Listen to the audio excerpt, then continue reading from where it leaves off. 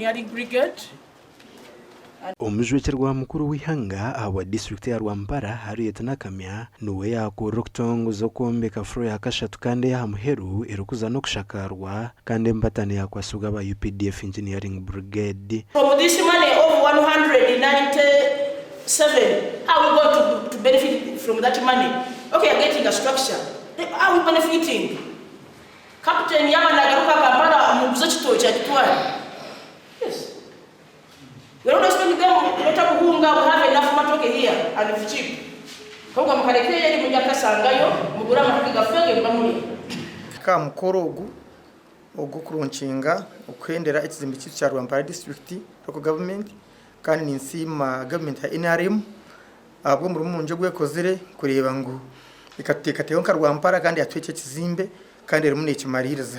Richard Omugasho chairman wa district ya Rwampara yasima government ya NRM abo kubaha sente zo kombeka kizimbe cy'uburo mwaka kandi yashobora habwe nkibahira ba UPDF empatane umukasharamu kweta UPDF kubani we yawe cyombeke kino kukimarira ahubwo kuba we have missed on UPDF kisingiro batwire na pakoza UPDF other district batwire pakoza UPDF kandi turemba bakora umurimo mu nonga mwene izo twenda ngo twete UPDF twaziruka project kahango hahampa ahango bijo no bakakora then turiyo ko bakora development engaging murumogo nugo kumaraho miliyoni 907 n'emitwaro 9 na kashanju kandi hona nabo muri ngo nugo gumwe district ya Tongo zo kombeka toilet haraka kiganire center ya kabiri iramareho miliyoni 21 n'emitwaro 23 okombeka placenta Peter Ndija health center ya kashatu iramareho miliyoni 17 n'emitwaro 9 kandi byatongozwa chairman wa district ya Rwampara Richard Omugasho